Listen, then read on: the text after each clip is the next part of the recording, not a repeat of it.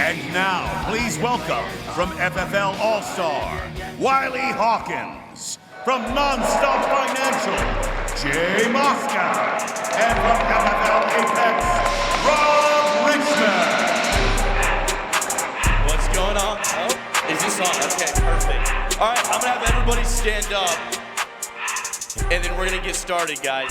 I'm grateful to be on stage with Rob and Wiley Hawkins. I've known them. I've known Wiley for a long time, got to know Rob, but the topic's how to build quickly a profitable business. And I think what a lot of people need to identify what quickly means is I was always taught you move fast with the idea, but you move efficiently with the plan. And I think a lot of people are so focused on how to scale fast instead of how to scale efficiently.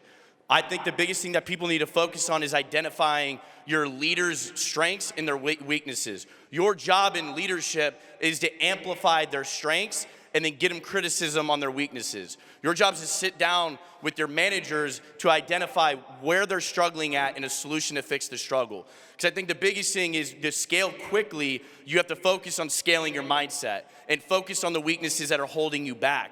Because in business, I always tell people the opportunity doesn't make you successful. It's the way you go about building your mindset that makes you successful. You can be in any opportunity. There's people making millions of dollars a year in door-to-door, and I don't think door-to-door is the best option to go, but they're making millions of dollars because of how quickly that they scaled their mindset.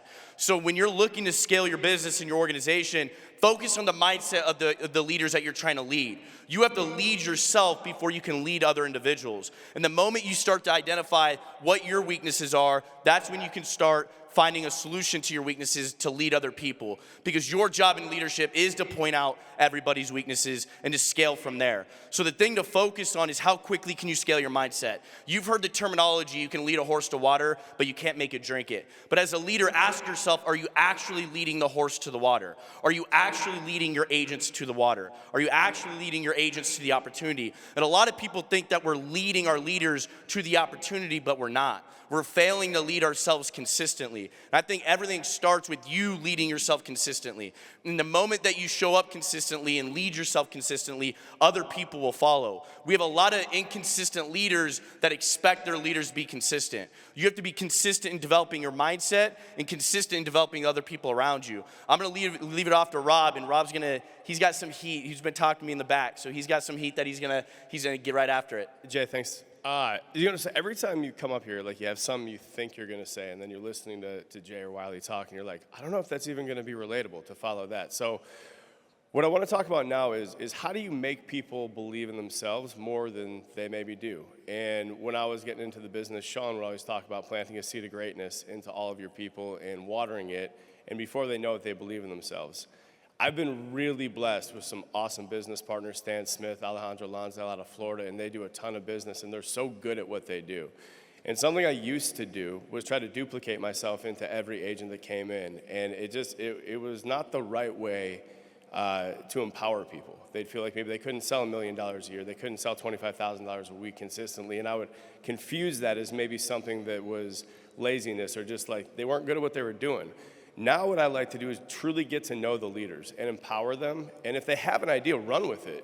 People want to feel confident in what they're doing. If they got to worry about, is this the right idea? If they got to second guess themselves versus just moving forward, it's so much difficult to get the momentum. What we're doing now in our business is we're not recruiting anybody. We're attracting people to an opportunity because they love the culture that we're in. They love the energy. They love the profitability. They love the scalability. They love the stick-to-itiveness that everybody in the office has. When I go into any office in Florida, they're speaking the same language. The giant office that we have in Chicago, they are all speaking the same language. And what we want to do as leaders is make sure that we are not creating problems, but we're solving problems. Talking to Wiley earlier this morning, he's like, we're just like walking fire extinguishers, and that truly is our deal. We need to be able to identify the problems before they're happening for our leaders so they don't need to worry about them. We need to bring things proactively to their attention and make sure that they have a good blueprint and they've got an amazing transition out of whatever they're doing into the new step in their career. So what I'd empower everybody to do is truly get to know your leaders, understand what their best qualities are, and just let them run with that and leave them alone and let them grow. So with that, Wiley, why don't you pick up from there? Hi, you guys. How you guys doing? Good. I think you guys can get a little bit louder. How you guys doing? Yeah. Let's go. Well, it's an honor to be up here. I want to thank Sean, Mike, the whole corporate staff. It's truly a blessing. This is my 6th convention ever. And this morning, I was writing down in my notebook the very first day that I got introduced to FFL. So I was in a season of my life where I was looking direction as a 20-year-old. I think most of us, when you're in your 20s, a lot of your life is figuring out where am I headed and what is my purpose. And so in my life, I didn't have any type of relationship with God, and all the doors had closed in front of me. And it was the first time in my life I decided to look up, and I was like, all right, God, I need a billboard sign that says, Wiley Hawkins, do this. And so I pray this prayer. I'm like, God, if you're real, you'll show me your face. 2 minutes later, I get a random phone call.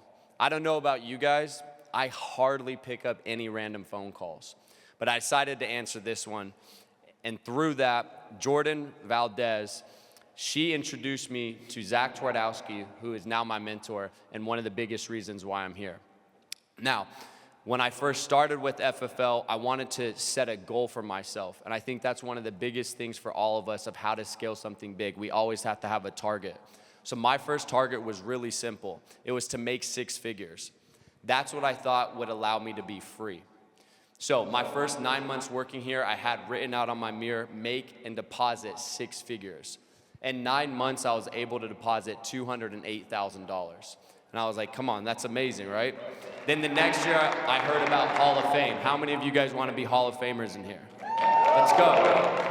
So first and foremost, every single one of you guys that raised your hand, you can absolutely do this. It's 6 days a week, consistent lead flow.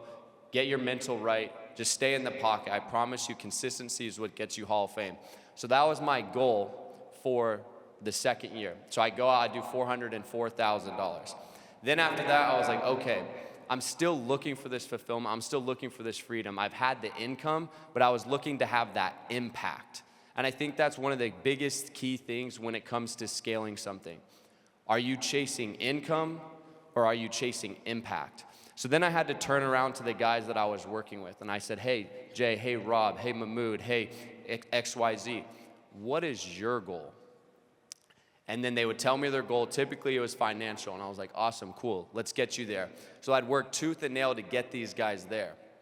And next thing you know, we did whatever, $22 million last year. I was able to make $1.8 million, and it was amazing.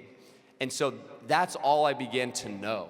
And so I chased that again during this year. This year we did $91 million, and I deposited $2.8 million. Yeah, you guys can clap for that. That's awesome.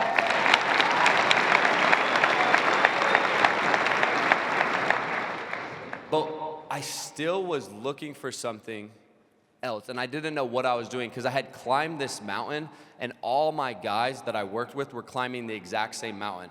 But the view at the mountain wasn't worth it. And so I was like, God, what am I doing? And that's when God turned and he was like, hey, look, I've given you influence. I introduced you into this business for a reason. Your whole job is very simple. It's to build the next man. And I want you to stay with me right here. So I'm going to give you a stat. So I'm going to give you a scenario.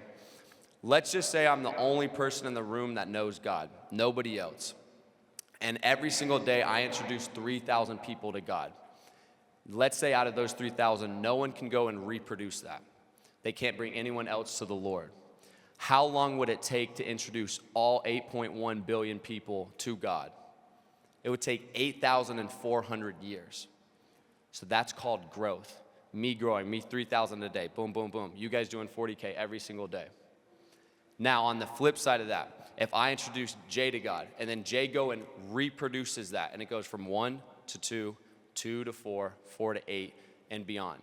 It doubles. How long would it take for everybody to know God? It would take 34 years.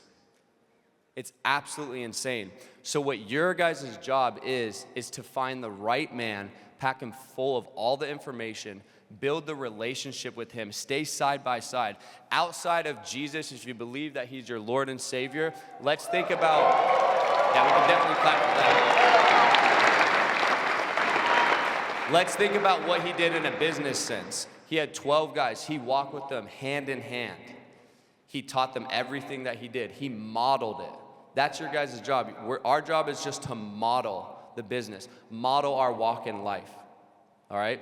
And then the last thing that I'll leave you guys with, if you want, well, two things. If you want to build something big, you just build the man. Mahmoud Nasser, that guy has changed my life in no ways. I can never repay him, and I'll get emotional talking about him. So thank you, Mahmoud. I really do appreciate you. He does $8 million a month. And so what you guys are looking for is fat men, faithful, available, and teachable. That's what you guys need. Thank you, guys.